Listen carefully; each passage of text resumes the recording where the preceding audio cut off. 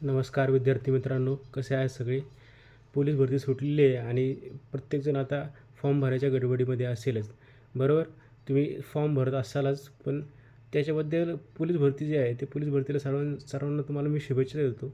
आपला जो चॅनल आहे, याच्यामध्ये आपण काही बेसिक गोष्टी कव्हर केलेल्या आहेत, जे रिझनिंगचा जो आपला विषय आहे, जो सब्जेक्ट आहे, त्याच्या काही बेसिक गोष्टीच्या शॉर्टच्या माध्यमातून आपण टाकलेल्या आहेत, बरोबर? तर आता ही जी सिरीज असेल, जी शॉर्ट व्हिडिओच्या माध्यमातून तुम्हाला मी बुद्धिमत्तेच्या प्रत्येक टॉपिकबद्दल काही बेसिक गोष्टी असतात ते तुम्हाला सांगणे गरजेचं आहे, किंवा त्या बेसिक गोष्टी तुम्हाला परीक्षेमध्ये आठवणं गरजेचं आहे. त्या गोष्टी आपण इथं व्हिडिओच्या माध्यमातून कव्हर करणार आहोत. ठीक आहे. आपल्या चॅनलवरती प्रत्येक तुम्हाला रिझनिंगच्या बाबतीत गोष्टी इथं उपलब्ध करून दिल्या जातील, त्याचा पोलीस भरतीला तुम्हाला नक्की फायदा होईल. आता आज आपण दिशाज्ञान चाचणी, जो पोलीस भरतीला 100% विचारला जाणारा प्रश्न आहे, याच्याबद्दल आपण बोलणार आहोत. तर दिशाज्ञान चाचणी काय आहे?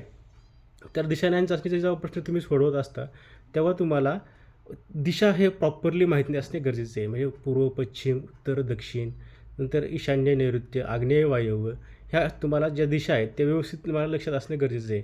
अजून जी दुसरी गोष्ट आहे जी तुम्हाला लक्षात असणं गरजेचं आहे, ती म्हणजे जे दिशा असतात, सपोज आता पूर्व, पश्चिम, उत्तर, दक्षिण, आग्नेय, ईशान्य, नैऋत्य, वायव्य, हे जे दिशांमधील दोन दिशांमधील अंतर असतं, जो कोन असतो, तो असतो 45 डिग्रीचा, म्हणजे 45 अंशाचा तो कोन असतो. हे तुम्हाला माहीत असणे गरजेचं आहे. कारण प्रश्न त्या पद्धतीने विचारला जातो, की पूर्वेकडे वळले, पश्चिमेकडे वळले, 45 डिग्रीमध्ये वळले, 90 डिग्रीमध्ये वळले, अशा प्रकारचे प्रश्न तुम्हाला विचारले जातात. त्याच्यामुळे तुम्हाला हे दोन जे जे दिशा असतात त्याच्यामधलं जे कोन असतो तो 45 डिग्रीचा असतो, हे तुम्हाला लक्षात असणं गरजेचं आहे.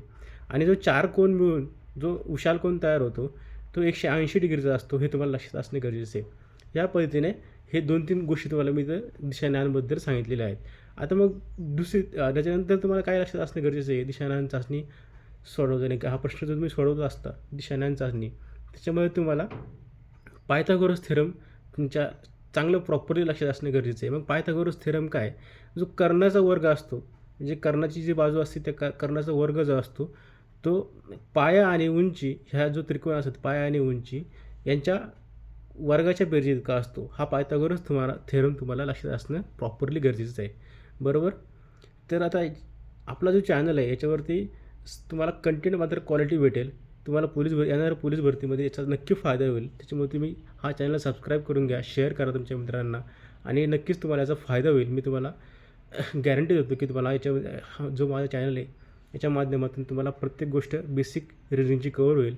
पोलीस भरतीमध्ये जे 25 मार्काला प्रश्न विचारले जातात तुम्हाला रिझनिंगच्या बाबतीत, म्हणजे बुद्धिमत्तेच्या बाबतीत, तुम्हाला याचा नक्की फायदा होईल.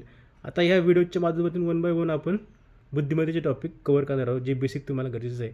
आणि उदाहरणंही मी तुम्हाला शॉर्टच्या माध्यमातून देत आहे माझ्या चॅनलवरती. त्याच्यामुळे तुम्ही नक्की लाईक करा, सबस्क्राईब करा चॅनल, आणि याचा तुम्हाला नक्कीच येणाऱ्या पोलीस भरतीमध्ये फायदा होईल. सर्वांना शुभेच्छा देतो मी पोलीस भरतीच्या.